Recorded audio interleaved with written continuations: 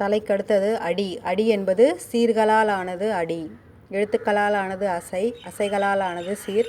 சீர்களால் ஆனது அடி. அடின்னு சொல்லும்பொழுது 1 2 3 4 5 5 சீர் இருக்குன்னா இது ஒரு அடி. இது வந்து பாட்டு கிடையாது. பாட்டில் நம்ம பிரித்து படிச்சுக்க தெரிஞ்சுக்கணும்.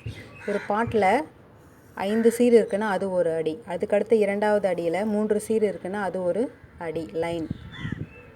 அதுவே 2 சீர் 3 சீர் 4 சீர் வரும்பொழுது அதற்குரிய பெயர்கள் இருக்குது.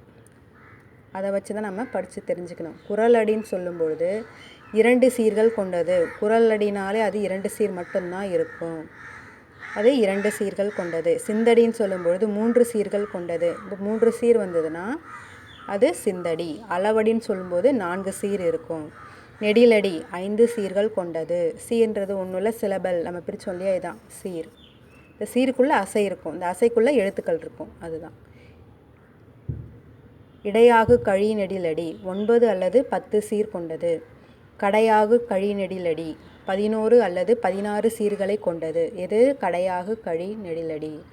குறளடி, சிந்தடி, அளவடி, நெடிலடி, கழி நெடிலடி, இடையாகு கழி நெடிலடி, கடையாகு கழி நெடிலடி. குறளடி 2 சீர்கள் கொண்டது. சிந்தடி 3 சீர்கள் கொண்டது. அளவடி 4 சீர்கள் கொண்டது.